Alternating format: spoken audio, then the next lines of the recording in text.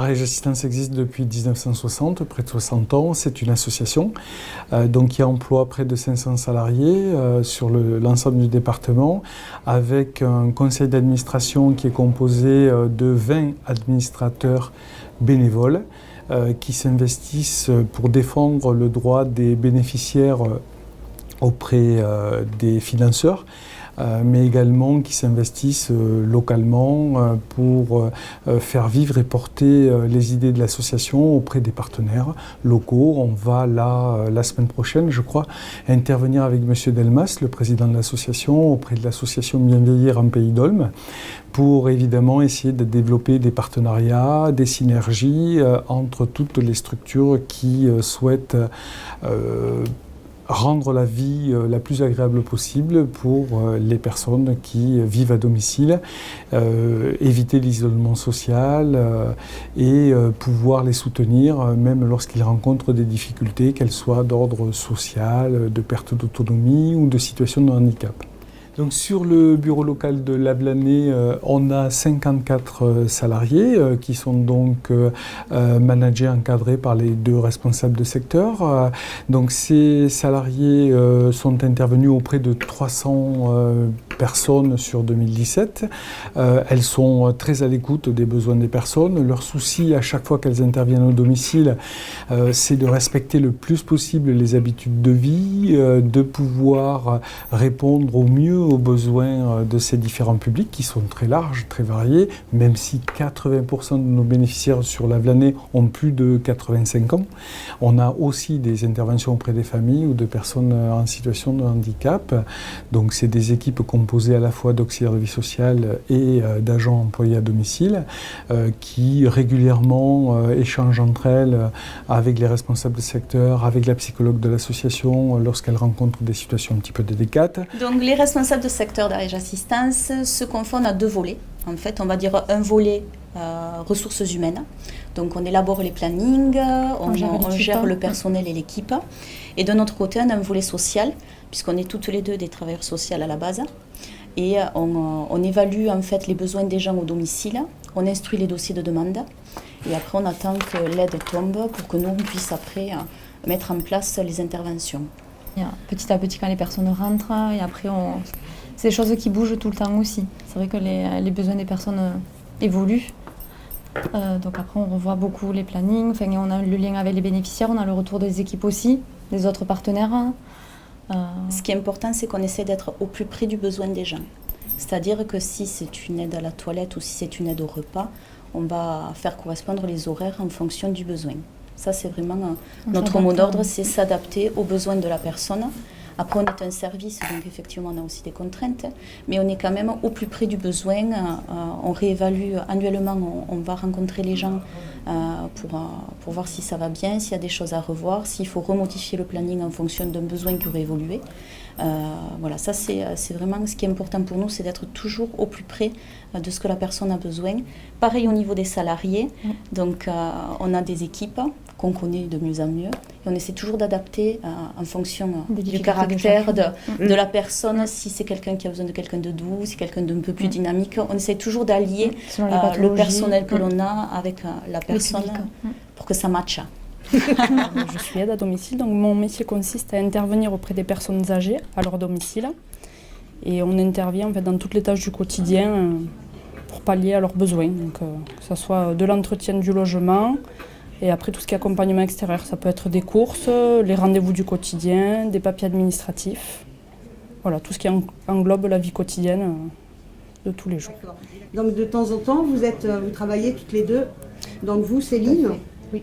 Vous êtes auxiliaire de vie sociale. Oui, donc c'est quoi la différence? Mon travail est un petit peu différent de celui de Lauriane, c'est-à-dire que je m'occupe beaucoup des personnes âgées en situation de handicap, pour surtout de l'aide à la toilette, de l'aide administrative, des accompagnements également, et un soutien social et relationnel important aussi. D'accord, dans quel sens le soutien social et relationnel? Dans le sens où voilà, c'est des personnes souvent isolées, seules, les familles sont loin et donc on est beaucoup présente avec eux, on est certaines fois les personnes qu'elles voient le plus souvent. Donc on est vraiment là pour maintenir un lien et puis pouvoir informer, alerter si des difficultés interviennent. La complémentarité en fait entre les AED et les AVS, c'est vraiment en fait le lien qui glisse en fait. Souvent les AED interviennent avant nous ou après nous, et donc il y a vraiment une relation de transmission des informations en fait. C'est une continuité en fait, chez la personne. Voilà. Donc je suis responsable de portage repas qui chapeaute un peu toutes les tournées qu'il y a à Régis Assistance. Donc on a une tournée sur Foix, Lavelanet, La Roque, Mirepoix et maintenant sur Saint-Giron. Donc sur le portage repas de Lavelanet, donc on couvre vraiment tout le canton. Et donc on a un large choix au niveau des régimes. Donc les personnes peuvent choisir un régime normal, un régime sans sel, diabétique, dialyse, enfin il y a tout un panel. Et sur tous ces menus, ils ont la possibilité de choisir 3 entrées, 3 plats principaux, les accompagnements, et sur 6 desserts, ils en choisissent 2. Donc ça leur permet aussi de se faire un menu à la carte, quoi. On ne leur impose pas un repas qui n'est peut-être pas à leur goût et tout ça. Donc ils ont vraiment le choix et ils savent ce qu'ils vont avoir en retour. Et après, comme on doit respecter la chaîne du froid, donc on a accès direct au frigo et on constate si réellement le service est utilisé à la hauteur des attentes ou de la personne ou des familles, parce qu'il y a souvent des familles qui ne sont pas là et qui s'inquiètent un peu sur l'alimentation de leurs proches, quoi.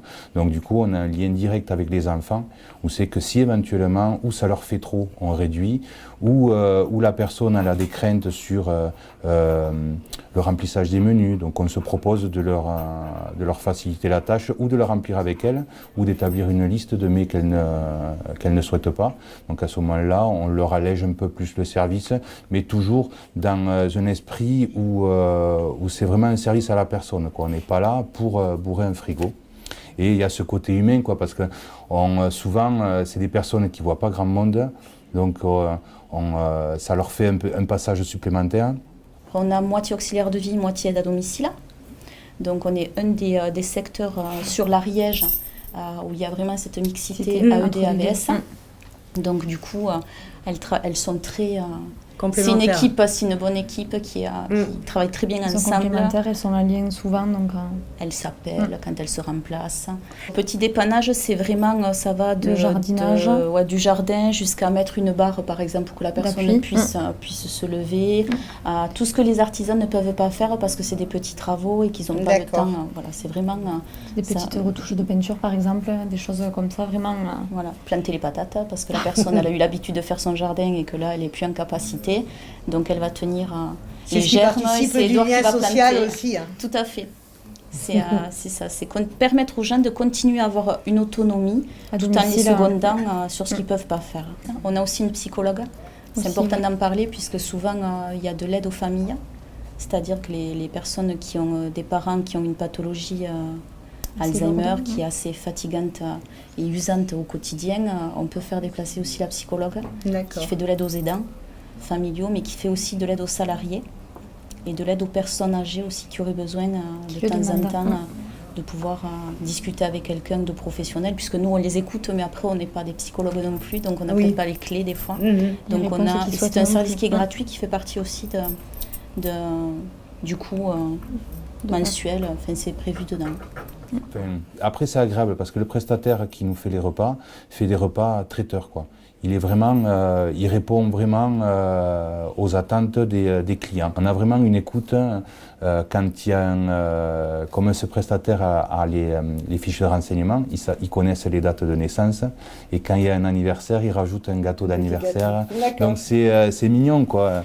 Une année au 1er mai, ils nous avaient donné un pot avec du muguet, donc on avait distribué du muguet. C'est vraiment du service à la personne, mais le côté humain du service, quoi.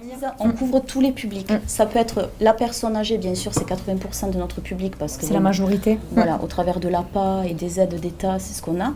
Par contre, au niveau des familles, on travaille beaucoup en lien avec la CAF sur des mères qui accouchent, par exemple. C'est leur premier enfant. Il y a déjà des enfants il y a déjà des enfants au domicile. On va les seconder sur les 6 premiers mois où elle va rentrer après à la maison, des naissances multiples. Des maladies, il y a plein de choses. Des mamans ou des papas qui ont un problème de santé important et où là on va aller les seconder, ou un enfant qui a un Maladie problème. des enfants aussi. Voilà. Après, ça peut être des gens de tout âge qui ont un besoin ponctuel, par exemple d'aide à domicile, d'auxiliaire de vie, enfin, ça dépend. C'est vrai Ou qu'on du peut ménage avoir des tout demandes simple, ça peut ponctuelles. être la maman en activité qui s'en sort pas avec son ménage et qui a besoin d'avoir un petit peu d'heure pour faire son repas. Voilà, c'est D'accord, vraiment, ouais. on a un Des demandes, panel. Puis ça peut être des demandes quotidiennes. J'ai des gens avec un niveau de dépendance important, du lundi au dimanche, plusieurs passages par jour. Et il y a une dame, on y va tous les 15 jours pour le plus gros du ménage, jeune, pas jeune, voilà. Ça dépend. C'est vrai qu'il n'y a pas... Et après, Il y a un peu de tout. les personnes en situation de handicap, qu'ils soient jeunes ou âgés aussi, D'accord. où là on peut intervenir plus sur de l'accompagnement à l'insertion professionnelle, par exemple, quand c'est des jeunes qui sont en situation de handicap. Voilà, sur les loisirs, sur des sorties aussi, amener à la piscine ou des choses qu'ils ont peut aller boire un coup au café. Voilà, ça c'est des choses que les auxiliaires de vie peuvent faire en accompagnement. Donc c'est une équipe, oui, qui est très mobilisée, qui défend les valeurs de l'association, hein, qui défend ces valeurs de solidarité, de respect, de dignité des personnes, et qui, du coup, au quotidien, font valoir ces valeurs dans des situations qui sont parfois aussi délicates, mais qu'elles y font face avec toujours un maximum de bonne intention, de sourire, d'accompagnement et de délicatesse vis-à-vis des personnes au domicile.